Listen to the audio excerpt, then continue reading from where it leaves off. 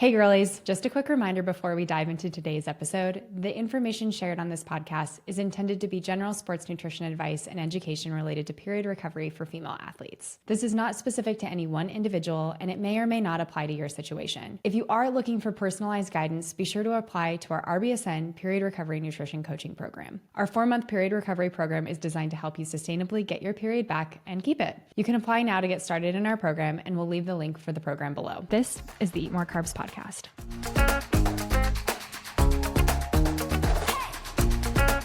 Hello and welcome back. This is the Eat More Carbs Podcast. We're RBSN and we're a team of dietitians and we talk every Thursday about sports nutrition for the girlies. If you're new to the podcast, welcome. We're so excited to have you here. I'm Jenna and I'm the host of the Eat More Carbs Podcast. And I also work as a dietitian with our endurance athletes at RBSN. And I'm Reilly. You'll see me on here as well. I am the founder of RBSN and I specialize in working with our team sport athletes. On today's episode, we are talking about how to get your period back as a hybrid athlete. Before we get into that case study, Reilly and I will do our high and low. So sharing just a little bit about our week, the good and the parts we wish had gone a little bit differently. As always, Reilly, can you kick us off? Hi, everybody. Welcome. I have a very silly high and low. I'll start off with my high, which is also my husband's high, because after like 9 months of living in our house, our picture frames finally have pictures in them. She's been busy. Okay, what pictures did you decide to print out and put in your home? Like, are these family photos? Did you go with wedding pictures? Like, what did you pick? Mainly family photos. Like, we tried to have like Charlie with everybody in our family, and we've had a couple trips lately, so we have some nice photos. It's just been funny because we have a bunch of picture frames in the house, and they're even hanging up in walls. And like, Robs will walk by and be like, I love this hallway. This is my favorite hallway. Or like, I love this structure. And it's like the, like the generic print that comes in. He was like, I really enjoyed our time like in this hallway. And I'm like, okay, F off. Like, I've been busy. That's so funny. He's like, this is such a beautiful picture of the Empire State Building that we did not take. Mm-hmm. I love our trip there. I'm like, okay, sir, you can print out the pictures. But anyways, the pictures are up. The pictures are up. I'm very excited about it. But now I'm like, I need more picture frames because I print out too many pictures. And then I'm just going to be in this cycle now of picture frames without pictures and then too many pictures. Yep, that's my high. My low is also very silly, but I have been on a eye journey. I've shared a little bit on this podcast where I've been like on a glasses contact situation. I got some contacts and they've been working out pretty well, but I ordered mine in bulk and I have dailies. The daily contact comes in a row of 5 with 5 little, what do you put the eye, what do a contact come in? What is that? Like contact? Like a contact? But like it's the disposable one. You like throw it away. Right? You like the break off and then it's got the peely back lid. Yeah. I know what you're talking about. Yeah. But like, yeah, right? It comes in a row of 5 though. Okay. And then how many eyes do you have? 2. So I'm confused. Right. So there's 1 set, 2 sets, and then you just have this like solo contact floating around. So I have all these solo contacts floating around, like scattered. I put them in the box, but like, why can't they just be like a 4 or 6 in the row? That doesn't make sense. Are your contacts the same for both eyes or is it like different? Oh, you're the same in both eyes. I'm like blind. Yes. Both very strong prescriptions, but at least they're the same. Yeah. Oh, that's wild. And it's so silly, but it just like bothers me because I'm like, I'm definitely losing them. Even though I put them in the same place, like I have a toddler, right? She's definitely trying to get into the contacts. And like, I'm like, why couldn't they just be in sets of 2? That doesn't make sense. 10. Like hot dog buns not matching up with the number of hot dogs you get. You know what I mean? Yes. Why are we doing this? And it's like the silliest thing to complain of, but I do my contacts every day and I think about it every single day. I feel that. Frustrating. That's my very silly high and low. And if you're still listening to this, I'm so sorry. How's your week going? My high this week is that I made some muffins for like a snack and I recorded it all, so don't worry, everyone who follows me on Instagram will get this recipe. But it was one that I was a little bit nervous about making because like sometimes baking you need to be like way more specific with like your measurements and ingredients and things like that, and I don't know how to say it other than like I hate measuring things. Like I am the kind of person that like I'm just kind of eyeballing it and throwing things together, and sometimes making recipes to post on my social media is like frustrating to me because I actually have to measure it out to tell people like this is actually how much I used. But baking is so specific that I was a little bit nervous about like taking a idea for a recipe and then just creating it. And I filmed it one-off, which is sometimes what I do with my recipes, and it worked. And I am so excited that it worked because I was like, I don't know about this, especially like as it was in the oven baking. I was like, this could be a disaster of epic proportions. I don't know if y'all remember when I did like the banana bread and I cooked it in the silicone pan and it like exploded over the top because I had put way too much like baking soda and baking powder in there. But that did not happen and they turned out really good and I'm super excited to share it with everybody. So that's my high. My low is that for the past couple of days, I just like haven't been sleeping well. I don't really know what's going on. I don't know why. I'm just like kind of off with my sleep patterns. And yesterday morning, I was working through some admin stuff and I was like, I am just so tired. Like there was a moment when I was like, I want to put my head down on my desk. Like I don't think I can look at editing a podcast any longer. Like I just need a minute. And instead, I decided, I don't know why, that a good idea would be to drink iced coffee, which I never do. I have 1 cup of hot coffee in the morning and then like that is all that Jenna needs for the day for caffeine. Like she is cut off after that point. But my husband likes iced coffee. He has cold brew in the fridge. So I knew it was there and I was like, I'm going to do it. It's going to be just fine. Reilly, I could not fall asleep last night because I had caffeine way too later in the day. So then I just like made my sleep problems even worse. So if you're listening to this and you think caffeine is the solve for low energy, it is not. Do not do it. It is a trap. Do not fall into it. Okay, iced coffee has sneaky amounts of caffeine in it though. Yes, like double the amount. I was like, what have I done? Like after that, I was like, I should probably clean the house and go on a 6-mile run. And then after that, I should probably solve world hunger. You know, just keep going and it'll be fine. It was not good. It's not good. I blame Nolan. I do too. Yep. He's at fault. He will never listen to this and so he won't hear that I blame him, but I do. That's my low. Well, don't drink it today because you didn't sleep good yesterday. Yeah, I'm not doing that again. All of my high and low today are food related. So this is the Eat More Carbs podcast. We do love a food high and low. We usually like a food high though, not food low. Yeah. On today's episode, we are joined by Lilly. We're actually doing a case study where we're talking through how one of the athletes we worked with got her period back. We're actually talking about how a recent college graduate who is a very active individual got her period back. This is a client that Lilly worked with. For confidentiality, some of the details about this individual have been changed so that way we can share with all of you. But Lilly, do you want to just kind of introduce yourself first and introduce a little bit of background about this client and how she was feeling when she first came to RBSN to work with you? Yeah, for sure. So I'm Lilly. I'm one of RBSN's newest performance dietitians. I work specifically with post-grad girlies who are just starting their 9-to-5s, but are also very active. So they might be training for a competition, specifically Hyrox or CrossFit is what I work with. But I also just work with girls who might not consider themselves athletes, but are really athletes because they're training multiple times a week. In regards to this client, same situation of just graduating college, starting her 9-to-5, working through some training and finding out what she loves post-grad, because we kind of hit that point where we are in a different environment and we're trying to figure out what works best for us. She would train in the morning before her 9-to-5 and then go to work all day. And then afterwards, of course, just have her evening. We really saw her fueling schedule be strong at meal times, but her work schedule was a big barrier. And that's something that we really worked on right away. What were some of the red flags that you noticed as far as fueling and maybe even fueling and training when she first came to you? At RBSN, we do a review of what your current intake is and what your current training is when you first start. So what were some of those things that you initially noticed that stood out to you that may have been contributing to the loss of a period? Of course, the initial feedback and things that I noticed in her was that work time. It's really hard for a lot of girls to find time to be eating in their work day, especially when other people around them aren't eating. So there were long gaps where she would go from when she went to work to her lunch break where there was nothing in between. And it also translated to a big mismatch to her activity and her energy intake because she isn't just some sedentary individual that isn't doing anything throughout her day. She's training in the morning and then having to go to work, and there wasn't enough time to catch up on her fueling throughout the day. I think one of the things that we see very often with this population who also train pretty strongly is that they don't really consider themselves athletes, but the amount that they're actually training, like the amount of times that they train per day, you're an athlete. And I think that they kind of underestimate the amount of fuel that they actually need. Did she have a background in sports or had she always been active, or is this something that she picked up in post-grad life? Yeah, so she kind of was always an active person and she did participate in sports growing up. She played volleyball growing up and so didn't continue that into college, but always kept that love for activity. And so she just kept going with it and doing a bunch of different things and trying to figure out what she liked. I feel like this is so common for so many people who are,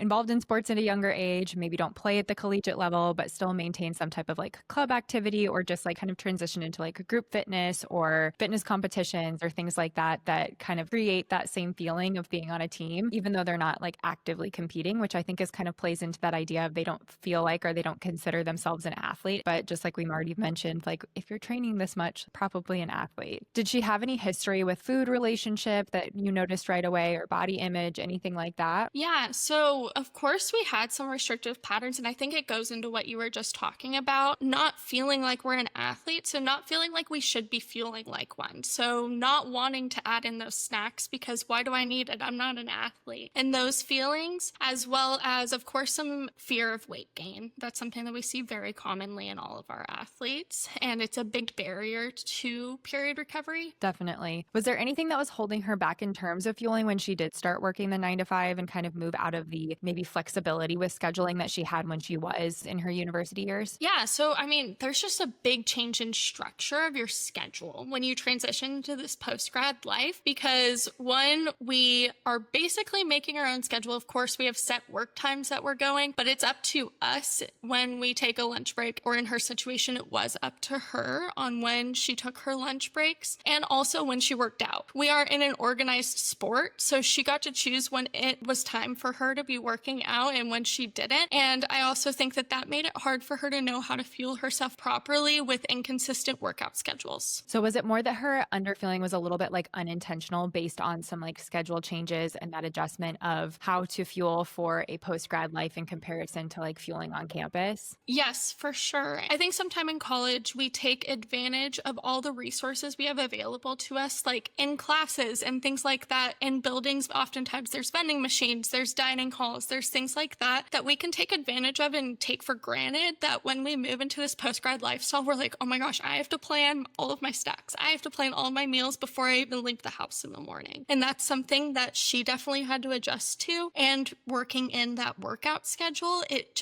was a new world for her, like it is for most post-grad girlies. Oh, this is such a good point. I think that is something that we definitely take for granted when you have so much access to fuel if you're on campus, whether that be like you're close to where you live and you can pop it back into your apartment and grab something to have, or you're close to something on campus or something familiar. You might have like campus points to use towards fuel, and all of those things kind of that we don't consider when we move into that post-grad era and we're maybe in an office in an area that maybe we can't stop for fuel or things like that. So really interesting that she kind of experienced some of those things too. What were some of the first changes that you helped her implement to kind of work through scheduling adjustments to make sure that she could fuel consistently throughout the day? Yeah, one of the first things that we focused on was snacks, honestly, because having easy packable snacks is something that we totally can control. And it's also something that's often overlooked because we're focusing on making sure we have lunch packed and things like that. So throwing in some extra things like beef jerky, trail mix, things like that into her lunchbox that she can have throughout her day was a big thing that we changed to make sure she had a morning and an afternoon snack while she was at work.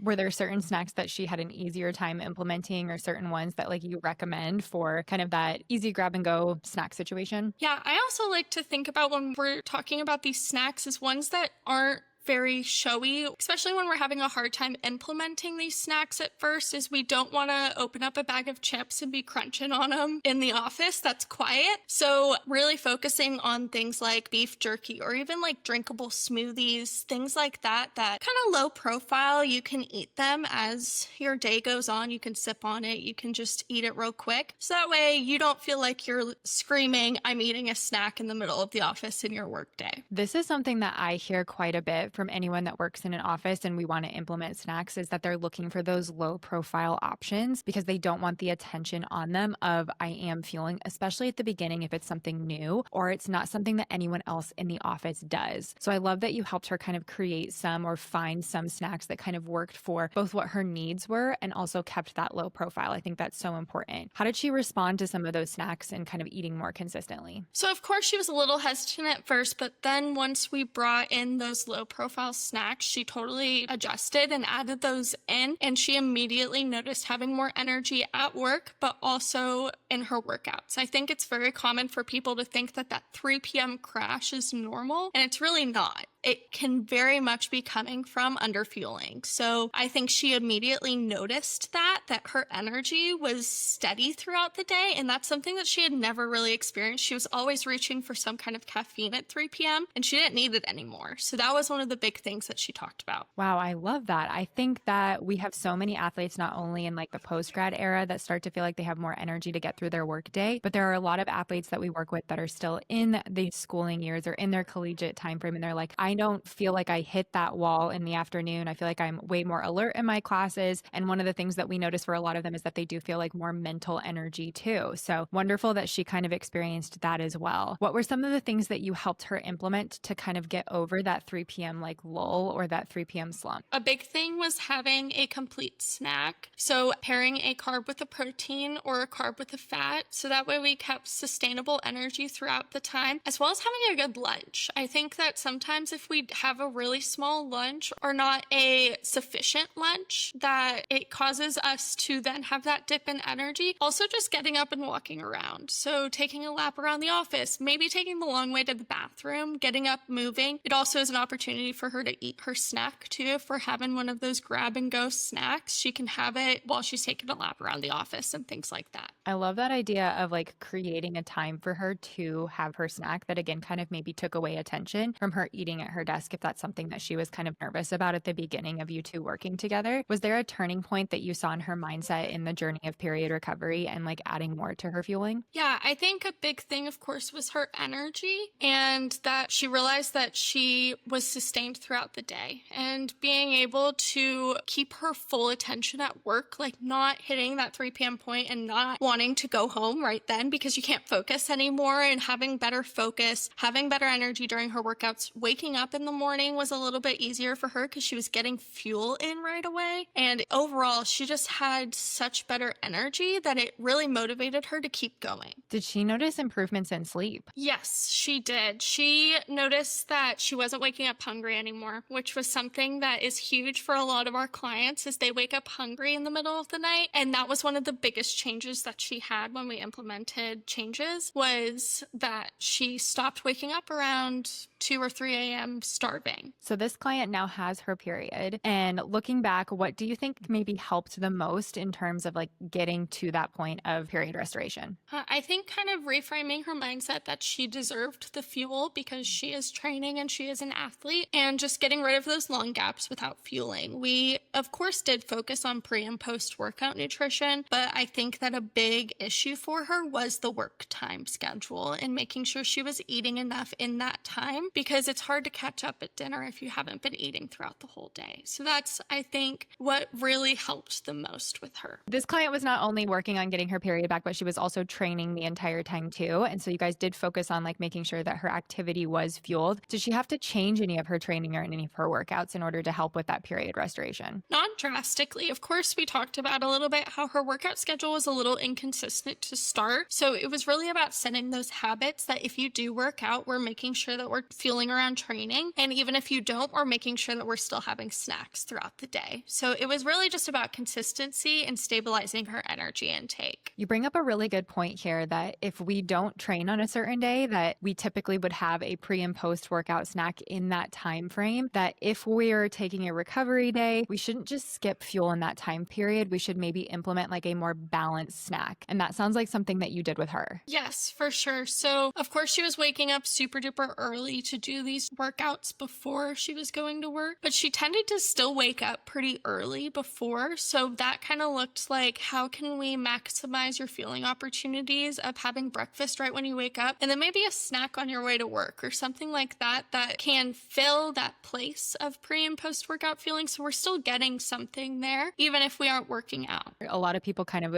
tend to decrease their fueling in moments like that because they don't feel like they should have more, or they should still be fueling on a day when they don't move. But making sure that you have fuel during recovery periods and still fueling throughout the day, even on days that you aren't as active, is still really important. And it sounds like this is something that she really like kind of took to, and you guys worked through a lot to make sure that she was always fueled, not only on a training day, but on a recovery day as well. Yes, for sure. And that made a huge difference. Where is she at now with training and recovery? Yeah, so she's had consistent cycles getting it back, and she's still active. She's still doing what she loves, and we're still working on balancing fueling with energy availability. She's talked about getting back into running because that's something that she enjoyed in college. So our goals have kind of shifted a little bit, and we're talking about what that means to increase training in accordance to her fueling. I love that now that she's had consistent cycles that you guys have been able to kind of work on other goals and other areas of making sure that she is still incorporating the things that she loves, but fueling them appropriately. What advice or 3 tips would you have for someone in a similar situation who's maybe just starting the period recovery journey? The biggest thing is plan your meals and snacks. I think a big topic of conversation right now is fueling intentionally, whereas sometimes intuitive fueling, while great, is not enough when we're in our period recovery journey because 1, we're training, so our needs are going to be increased, and 2, most of our clients have been shutting off their cues for a really long time, so their cues just aren't as accurate. So there has to be some intentionality to it because if we aren't prepared, then we aren't going to meet our goals. And so setting her up for the week with meal planning, meal prepping, and then also just in the mornings, packing for your whole day is something that really worked for her, and I think will work for a lot of people who are in similar situations. And also not skipping fueling because of schedule changes. Like we talked about, have a snack even if you aren't working out, and also you deserve the fuel even if it's a recovery day. Of course, small sustainable habits will lead to your goal. So it was adding in one snack, then adding in another. We didn't make all of these changes right away. It was a matter of slowly but surely going along, and it ended up working out for her. I think that's a big thing is that when we're talking through a athlete that's gotten their period back, we're talking about like a period of time that's way longer than the 20 minutes that we're talking about it on this podcast. These are changes that people have made over months, very small steps at a time. So that way it doesn't feel super overwhelming. So if you are feeling overwhelmed by all of these things that this particular athlete made, don't worry. It's not that she made them overnight or in a matter of a couple of days. Lilly, thank you so much for sharing about your athlete. Congratulations to both you and her for her getting her period back. Yeah, thanks for having me to chat about it today. If there's a specific type of athlete that you would like to see highlighted on one of these case studies on the Eat More Carbs podcast, please leave that in the comments below.